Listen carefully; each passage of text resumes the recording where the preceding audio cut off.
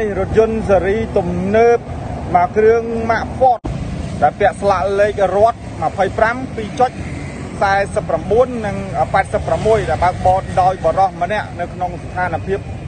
លឿនបាទបានជ្រុលចង្កូតបាទមកបុកនឹងលបាំងថ្មពុះចែកបាទចុះទៅខាងក្រោមស្ពានអាកាសផ្លូវក្រោមដីនៃស្ពានអាកាស5មករាហ្នឹងយ៉ាងពេញទំហឹងបាទបណ្ដាលឲ្យរថយន្តរងការខូចខាតផ្នែកខាងមុខនឹងគឺធ្ងន់ធ្ងរខ្លាំងមែនទែនมันអាចបន្តដំណើរទៅមុខរួចទៀត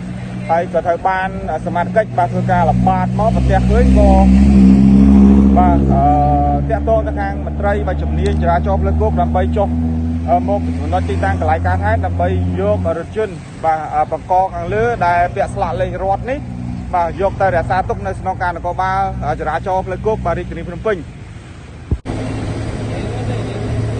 បាទឥឡូវនេះសមាជិកជំនាញចរាចរណ៍ក្រុងបាទលោកបានចុះមកដល់ហើយបាទត្រៀមនឹងការយករថយន្តខាងលើនឹងយកទៅរក្សាទុកបាទយើងមើលលបាំងថ្មហ្នឹងគឺធំមែនតើណាបាទលើកតែគ្នា5នេះអីលើកមិនរួចទេប៉ុន្តែស្ថានភាពនៃការបុករបស់គាត់ដល់ថ្នាក់រលំហើយនេះបាទក៏ពិតបាទដល់អាសាច់ដែកដែលភ្ជាប់ជាមួយនឹងស្លាកសញ្ញាចរាចរណ៍ហ្នឹងបាទគឺដួលរលំតែម្ដងនេះគឺជាស្ថានភាពចាស់ស្ដាយនេះសំណាងផងដែរដែលហេតុការណ៍ក៏លើមិនបន្តឲ្យមានមនុស្សររបួសស្នាមឬមួយក៏មានការប៉ះពីអាយុជីវិតបាទអ្នកណាម្នាក់នោះទេបាទគ្រាន់តែរងការខូចខាតបាទទ្រព្យសម្បត្តិរបស់រដ្ឋដែលជារបាំងថ្មពុះចាយទ្រង់ផ្លូវហើយរថយន្តនេះក៏ជារថយន្តបាទពាក់ស្លាកលេខរដ្ឋទៅទៀតបាទយើងអត់ដឹងថាគណៈពេលហ្នឹងគាត់បើកបររថយន្តនៅក្នុងស្ថានភាពយ៉ាងណាទេបាទវ៉ាជែងឬមួយនៅក្នុងស្ថានភាពណាមួយពិតប្រាកដឬមួយក៏ជ្រុលចង្កូតបាទសម្រាប់កាច់ឆ្វេងឬមួយកាច់ស្ដាំបាទក៏ជ្រុលទៅត្រង់ក៏បុកនឹងលបាំងថ្មហ្នឹងក៏មិនដឹងបាទអញ្ចឹងឥឡូវនេះគឺវត្តមានសមាជិកមូលដ្ឋានបាទក៏ចុះមកដល់ត្រង់ចំណុចកន្លែងការហេតុដូចគ្នា